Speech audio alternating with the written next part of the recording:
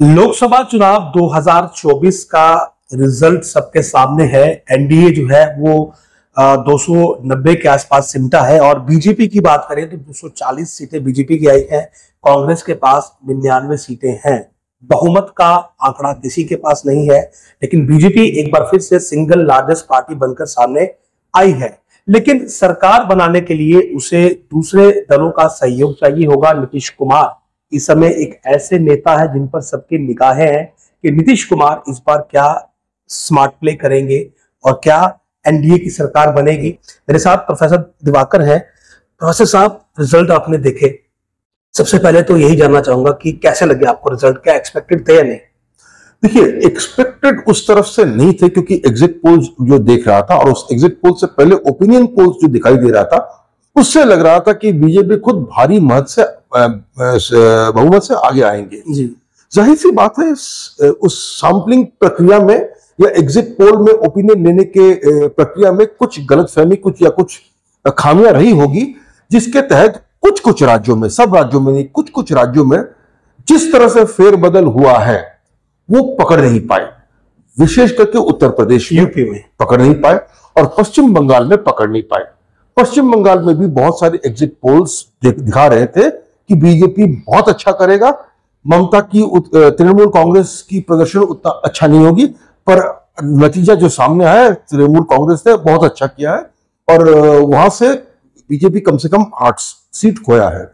और सबसे बड़ी जो फेरबदल हुआ उत्तर प्रदेश, यूपी में हुआ। जो लोग 60 सीट कम से कम एक्सपेक्ट कर रहे थे, वो 30 या एनडीए के पास 35 के आसपास खड़ा हुआ, वहां पे 25 सीट का लॉस हुआ है।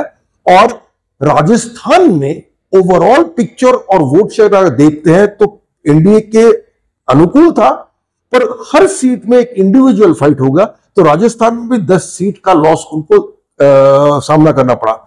ऐसे हरियाणा में जैसे, कर्नाटक में जैसे लॉसेस को जोड़ा जाए तो कहां 303 था, वो अल्टीमेटली समेट के 240 पे आ गया। बिल्कुल जी। अब बात यह है कि और भी कम हो जाता, पर कुछ अनएक्सपेक्टेड गेन्स थे ओडिशा में जी, जो एग्जिट पोल्स ने पकड़ा भी, तेलंगाना जो भी एग्जिट पोल्स ने पकड़ा, उसके चलते उनको काफी कुछ राहत मिला। नहीं तो महाराष्ट्र का जो लॉस, जो एग्जिट पोल्स ने नहीं पकड़ा था और इधर उधर जो एट्रिशन हुआ, उसके चलते बीजेपी की हालत बहुत खराब हो सकती।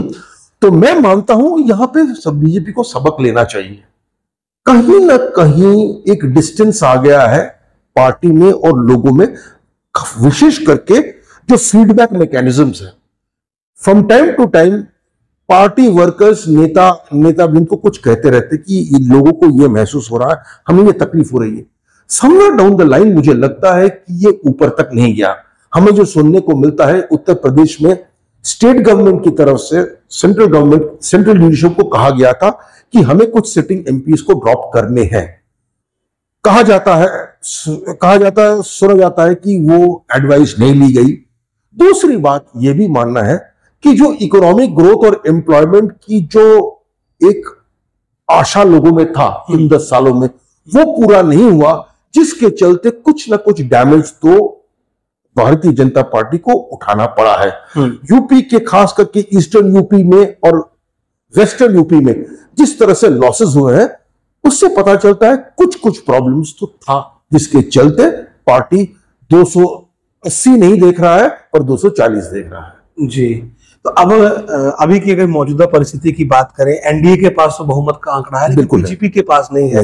उतनी मजबूत सरकार बनती दिख नहीं रही है।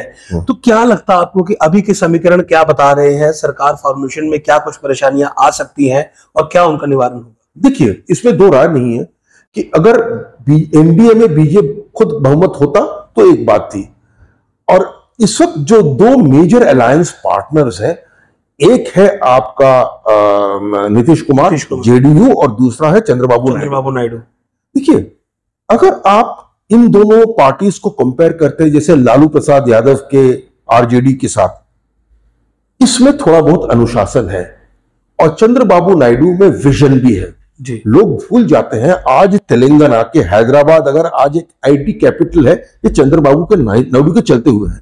तो ये एक नेता है जो प्रोग्रेस में विश्वास रखता है। वो जरूर बार्गेन करेगा।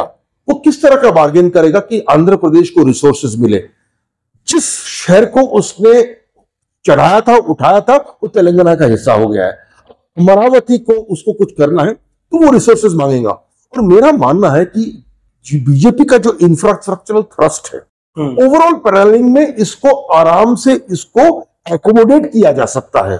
हाँ, और कुछ मांगने की कोशिश अगर करता है, वो कहता है कि आंध्र प्रदेश को स्पेशल स्टेटस देना पड़ेगा, वो शायद बीजेपी नहीं मान पाएगा। बीजेपी नहीं मान पाएगा।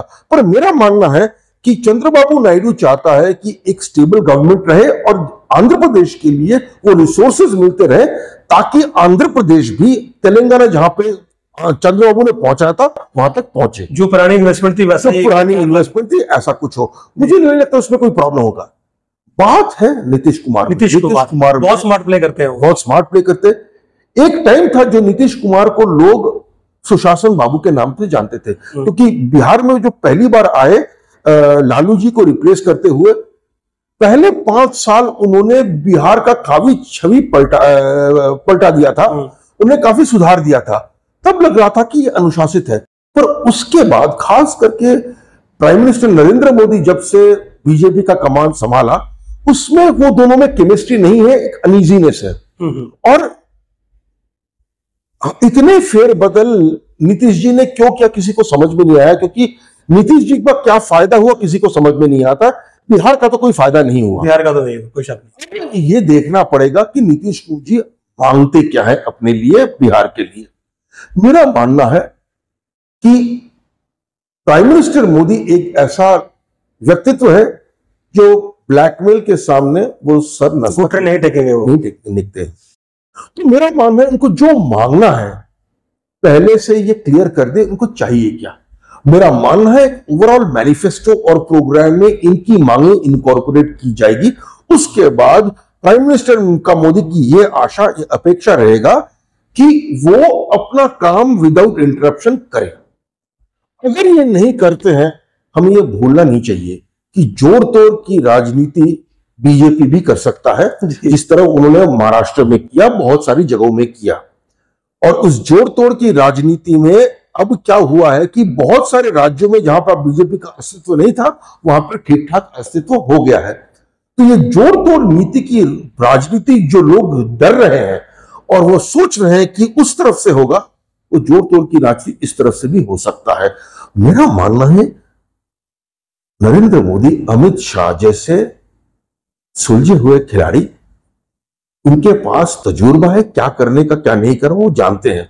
और इसलिए मैं मानता हूं जो लोगों में डर जो पैदा हो रहा है, एग्जैक्टली होना भी चाहिए, पर सुलझे हुए खिलाड़ी इसको टैकल कर लेते हैं।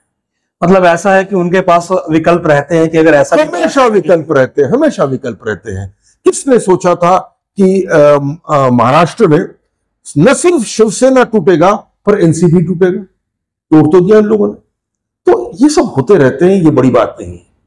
नीतीश कुमार को लेकर बहुत ज्यादा एक अनसर्टेनिटी की तस्वीर है, क्योंकि वो स्विच ओवर करने में बहुत एक्सपर्ट है, बिल्कुल मास्टर है वो इस चीज के। बिल्कुल। और इसमें भी कहा जा रहा है कि ठीक है, अब उनके पास एक बार फिर से चाबी पहुंची है, और कुछ सीटें लेकर वो मंत्री पद की उम्मीद रखना शुरू कर देते हैं, और फिर कहीं ना कहीं गवर्नमेंट को जो है वो ब्लैकमेल भी करते हैं। बिल्कुल। तो इस बार भी कुछ ऐसा एक्सपेक्टेड है कि उनकी महत्वाकांक्षाएं बहुत ज्यादा हो जाएंगी और बीजेपी के लिए मुश्किलात बढ़ जाएंगी। महत्वाकांक्षा हमेशा था उनमें हमेशा। मेरा मानना है कि इस नए समीकरण में जब बीजेपी का संख्या कम है और दूसरे पार्टीज की तुलना में ज्यादा है, तो कैबिनेट डिस्ट्रीब्यूशन ऑफ पोजीशंस में जाहिर सी बात है आपके जितने भी कोएलिशन पार्टनर्स है उसको ज्यादा सीट्स मिलेंगे। और ऐसा नहीं कि उनमें टैलेंट की कमी है। टीडीपी में, राष्ट्रीय आपके जेडीयू में लोग हैं। आप चिराग पासवान भी एक्सपीरियंस्ड एक पॉलिटिशियन है जी। एक नाथ शिंदे के गुट में भी लोग हैं। तो मेरा मानना है अगर इन दलों से सीनियर सुलझे हुए लोगों को अगर आप मंत्री पद देते हैं, इसमें कोई हर्ज नहीं है।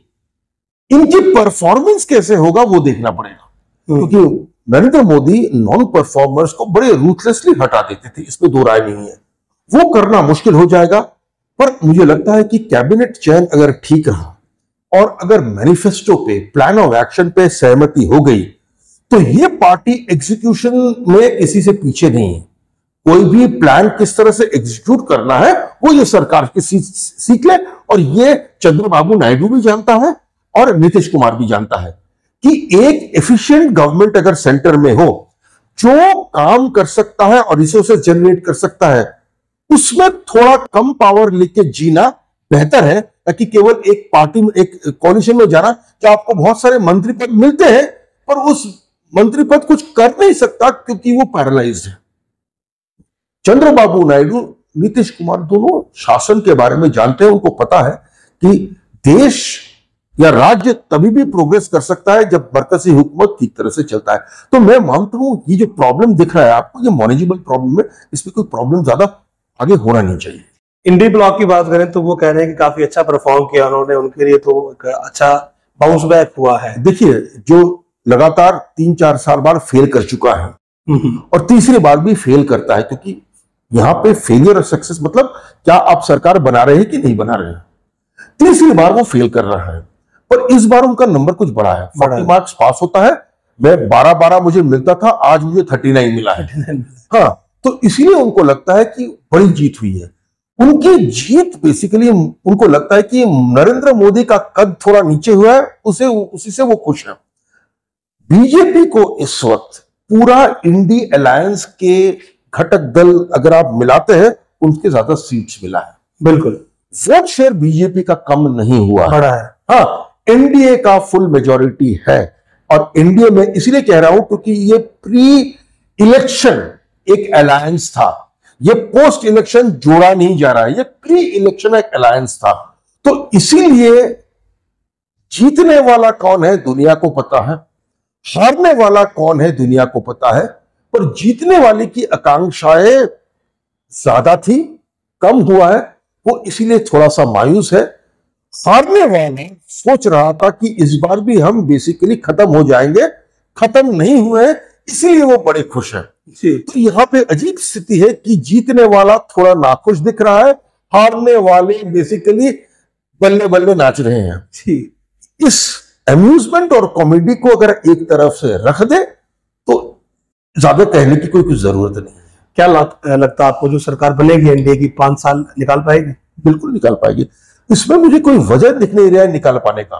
देखिए, एक बात है, यह सरकार जब इसकी स्टेइंग पावर बढ़ जाएगी, और खास करके कुछ स्टेट्स में चुनाव आने वाला है, महाराष्ट्र अहम है, बिहार में अहम है, उन चुनावों पे भी काफी विश्वास आपको निर्भर करेगा। देखिए, महाराष्ट्र में शिवसेना को आउट ऑफ प्रोपोर्शनेट स्ट्रेंथ उनको एमपीज टिकट्स मिले, उनको 21 टिकट्स दिए गए हैं, उनका कन्वर्जन रेट देते सिर्फ 9 सीटों पर जीता है, और वो सीट इसलिए जीत पाए क्योंकि कांग्रेस के बहुत सारे वोट उनको ट्रांसफर हुए हैं। अगर आप आंकड़े को देखते हैं, इसमें कोई दो बात नहीं है कि शिवसेना का ओरिजिनल वोट में बहुत बड़ा हिस्सा, मैं कहूंगा बाय फॉर द मेजॉरिटी हिस्सा, एकनाथ शिंदे के पास है। शिवसेना उद्धव ठाकरे का परफॉर्मेंस अगर आप ऊंचा देख रहे हैं, क्योंकि यह कांग्रेस और एनसीपी के वोट्स उनको ट्रांसफर हुए हैं। अगर वो सोचते हैं कि उनको वोट ढील असेंबली इलेक्शंस और मुंबई के म्यूनिसिपैलिटी इलेक्शंस में दिया जाएगा, तो उनकी गलतफहमी है। उनको 1/3 से भी कम सीट्स मिलेंगे दोनों जगह पे। अगर वो मानते हैं तो एक बात है, मेरा मानना है वो नहीं मानेंगे, और यहां तक मुझे लगता है कि ये इलेक्शंस जो लड़ा जाएगा, देखिए बीजेपी में चिंतन की जो बात होती है वो बड़ा थॉरली होता है, आत्मचिंतन की जो बात होती है, मंथन की बात थॉरली होता है। इन चुनाव में क्या खामियां थी, कहां कहां कमजोरी थी, वो पूरा का पूरा एनालिसिस करके वो मैदान में उतरेंगे, यहां पे भी, बिहार में भी। अगर असेंबली इलेक्शंस में झारखंड में अगर उनका जीत हुआ, तब मुझे लगता है कि इंडिया अलायंस इस वक्त जो उस ऊंचाई पे है वो काफी नीचा हो जाएगा, और आप देखेंगे कि आराम से ये 5 साल पार कर लेंगे, कोई बड़ी बात नहीं हो। जम्मू कश्मीर की बात कर लेते हैं आखिर में। यहाँ पर 2 फॉर्मर सीएम जो हैं वो हारे हैं, और इंडिपेंडेंट कैंडिडेट इंजीनियर रशीद वो जेल से जीत गए हैं। क्या लगा आपको कि क्यों इतना बड़ा चेंज जो है वो देखने को मिला, खासकर तो उमर अब्दुल्ला की हार इंजीनियर रशीद के आगे? देखिए, इंजीनियर रशीद की हार या जीत को लेके इतना हम जो टिप्पणी कर रहे हैं वो ठीक है, करना चाहिए। सबसे बड़ी बात है कि वादी में टर्नआउट देखिए, ये 1984 के बाद इतना टर्नआउट हुआ बिल्कुल। और उस टर्नआउट में सही बात है बारामूला से इंजीनियर राशिद की जीत हुई है, पर बाकी सब जगह पे देखे जम्मू कश्मीर की रीजनल पार्टीज ने ही लड़ा है, और वहां पे भी मैं ऐसे लोगों की जीत कहूंगा वो मेन स्ट्रीम है। Mian Altaf mainstream figure है और उसकी जीत थोड़ी जबरदस्त जीत हुई है।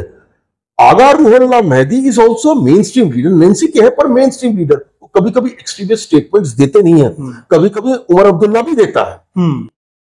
रही बात बारामूला की, देखिए इसमें दो राय नहीं है कि आर्टिकल 370 के ढहने से या कॉन्स्टिट्यूशन ऑफ इंडिया को जम्मू कश्मीर में बहाल करने में बहुत सारे लोगों, खास करके कश्मीर में, लगता है कि उनकी प्रेस्टीज में उसमें एक आंच आया है। इंजीनियर राशिद उस सेंटिमेंट को, मुझे लगता है कि वो उसको कैश करने की कोशिश करी है और वो सक्सेसफुल हुआ है, वो बारामूला में। अब देखिए बहुत सारे लोकल इश्यूज भी होते हैं। एक है उमर अब्दुल्ला ने श्रीनगर से क्यों नहीं लड़ा, एक बारामूला का एक लोकल लीडर को देता तो शायद बेहतर करता। यहां पे एक घमंड हो जाता है कि मैं इस परिवार को बिलोंग करता हूं, मैं कहीं से भी लड़ूं मेरा जीत सुनिश्चित है। ये मेंटालिटी भी अजीब सा है। एक नए भारत में जब लोग आपको देख के वोट देते हैं, आपके बाप दादाओं को वोट दे देते हैं, वहां पे उसको बारामूला में उतरने वो एक उसको खामियाजा भुगतना पड़ा है। और हाँ, इंजीनियर राशिद एक सेंटिमेंट का भी एक बेनिफिशियरी था कि वो जेल में है, और उस सेंटिमेंट को उसने कैशिंग किया। और कहीं ना कहीं मुझे लगता है कि नेशनल कॉन्फ्रेंस और खास करके उमर अब्दुल्ला को डैमेज करने के लिए दूसरे पार्टीज जो थे, खास करके सज्जाद लोन, लास्ट स्टेज में उतना कैंपेनिंग नहीं किया। मुझे लगता है कि वहां पे भी स्विच ऑफ वोट्स हुआ है। देखिए जिस तरह लंगेट में इंजीनियर राशिद का होल्ड है और दूसरी जगह पे थोड़ा थोड़ा पॉपुलैरिटी है, सज्जाद लोन का भी एक पॉपुलैरिटी है, उसको उससे ज्यादा वोट मिलना चाहिए था। और लास्ट मुझे लगता है कि एक हफ्ते में सज्जाद लोन अपनी कैंपेन से थोड़ा हाथ खींच लिया। तो मेरा मानना है कि वहां पे उन्होंने उमर अब्दुल्ला का गिराना था। ये जो इंजीनियर राशिद का जीत हुआ है, मुझे नहीं लगता कि इंजीनियर राशिद इसको असेंबली पोल्स में इसको कन्वर्ट कर पाएगा। वहां पे लोकल इश्यूज आ जाएंगे और वहां पे लोकल ऑर्गेनाइजेशन जितना स्ट्रांग है उसी को उतना ही गेन होगा।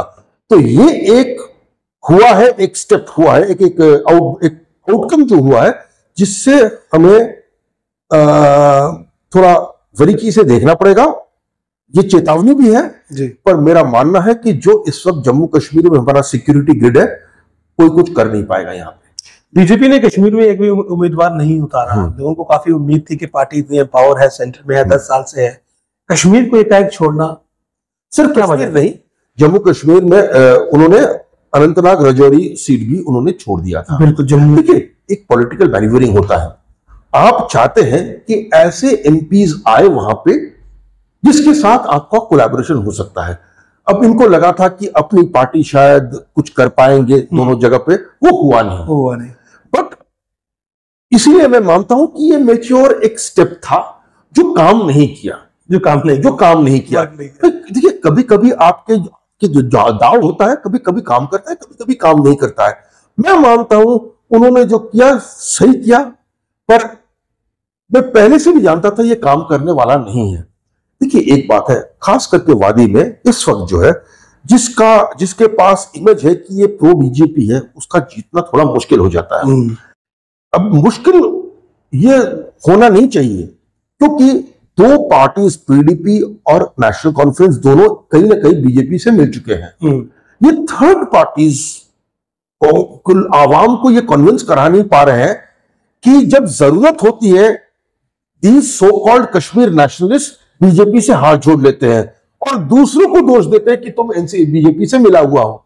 मुझे लगता है कि मैसेजिंग में अपनी पार्टी और पीपल कॉन्फ्रेंस में थोड़ी कमी रही होगी, जिसके चलते उनको जो एग्रेसिवली उनको प्रचार करना चाहिए था, वो डिफेंसिव में होकर इसकी खामियाजा उनको भुगतना पड़ा है। पर देखिए ये सब होता रहता है, कुछ दाव काम आते हैं, कुछ दाव काम में नहीं। इलेक्शन से जम्मू कश्मीर में होंगे असेंबली, क्या प्रेडिक्शन आपकी कि किस पार्टी को ज्यादा सपोर्ट मिलने वाली है लोगों को? देखिए मेरा मानना है, एक मैं थोड़ा बहुत रिवाइवल ऑफ कांग्रेस देख रहा हूं। पिछले 2 चुनाव में जिस भारी मात्रा में बीजेपी का जीत हुआ था, नहीं हुआ है, और ये हम जीत आराम से प्राइम मिनिस्टर मोदी को हम एट्रीब्यूट कर सकते हैं। ये लोकल लेवल की शायद उतनी बड़ी जीत नहीं है। जब प्रधानमंत्री को आप इक्वेशन से हटा देते हैं और लोकल लेवल के जो फैक्टर्स है वो आगे आता है, तब लोकल लेवल ऑर्गेनाइजेशन और local level credibility of party leaders बहुत बड़ी हो जाती है। तो मेरा मानना है, मैं थोड़ा बहुत रिवाइवल ऑफ कांग्रेस में देख रहा हूं। मेरा मानना है शायद उनका चयन ऑफ कैंडिडेट्स खास करके जम्मू के लिए शायद ठीक नहीं था। असेंबली में मंथन होगा, बीजेपी का भी मंथन होगा कि बीजेपी में मुझे लगता है कि फेरबदल की जरूरत है, और खास करके जिस तरह मार्जिन्स गिरा है उसमें बीजेपी भी कुछ सबक लेगा और वो भी अपने आप को कैलिब्रेट करेगा। अब ये कैलिब्रेशन किस तरह होता है आपको देखना पड़ेगा, क्योंकि देखिए जम्मू कश्मीर के लोगों, खास करके जम्मू के लोगों में एक शिकायत तो है कि अगर 370 हटा है और भारतीय संविधान जम्मू कश्मीर पर पूरा लागू हुआ है, वो जम्मू को लोगों के चलते हुआ है। अगर जम्मू कश्मीर भारत का हिस्सा है, वो जम्मू के लिए है। जिस तरह जम्मू को अटेंशन मिलना चाहिए था, जिस तरह जम्मू को फोकस होना चाहिए था, उस तरह जम्मू का फोकस नहीं हुआ है। अब ये मुझे लगता है कि लोकल लीडरशिप का भी एक प्रॉब्लम है, क्योंकि अगर आप दिल्ली में जाते हो, एक तो आप शिकायत लेके जाते हो कि मेरे ट्रांसफर्स वगैरह कोई मानता नहीं है, उस तरह की आप शिकायत अगर नेशनल लीडरशिप पे लेके जाते हो तो आपकी सुनाई नहीं होगी। पर अब अगर आप प्रोजेक्ट्स की बात करते कि जम्मू में क्या होना चाहिए, यहां पे एम्प्लॉयमेंट बढ़ाने के लिए क्या होना चाहिए, टूरिज्म बढ़ाने के लिए क्या होना चाहिए, तब इसकी सुनवाई हो सकती थी।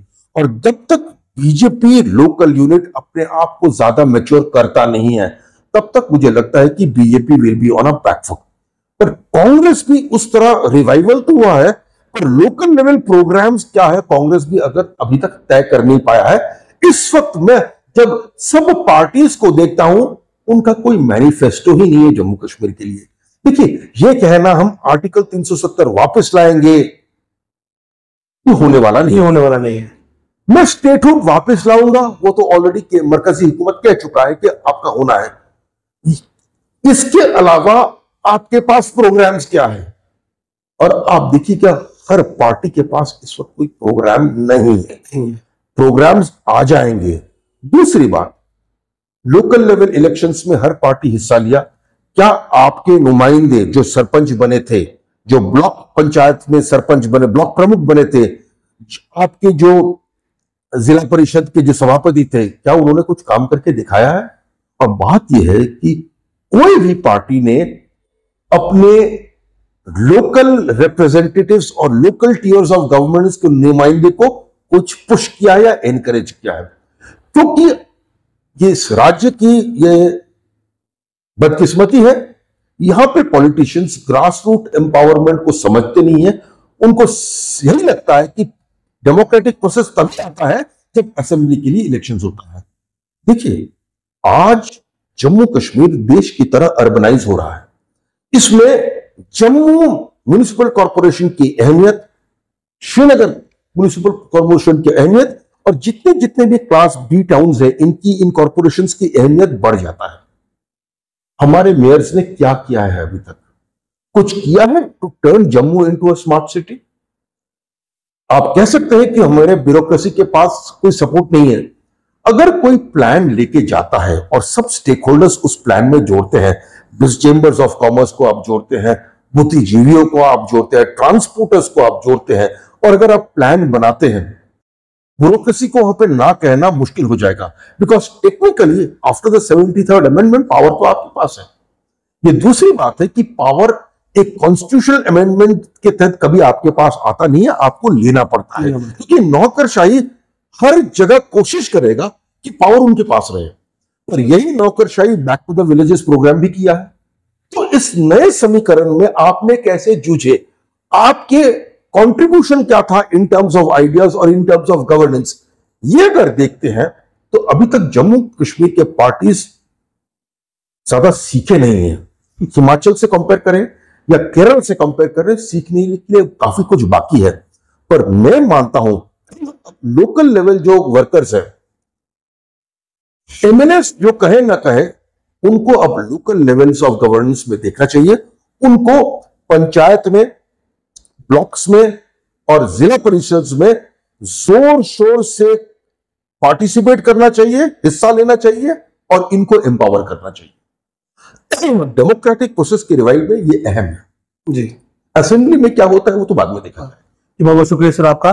तो कुल मिलाकर फिलहाल की जो स्थिति एनडीए की है, ऐसा लगता है कि सरकार जरूर बनेगी और 5 साल भी सरकार आराम से निकाल लेगी। हालांकि जम्मू कश्मीर की बात करें तो यहाँ पर जो चुनाव होंगे उनमें दोनों पार्टीज को वर्कआउट करने की जरूरत है, मेहनत करने की जरूरत है, जमीन पर वर्कआउट करके ब्लूप्रिंट बनाने की जरूरत है कि आखिर क्या प्रोजेक्ट उनके पास जम्मू कश्मीर को लेकर है। तो फिलहाल ये देखना दिलचस्प रहेगा कि आने वाले दिनों में क्या होता है दिल्ली में। लेकिन अब तक की स्थिति यही बता रही है कि एक बार फिर से जो है वो एनडीए केंद्र में सरकार बनाएगी।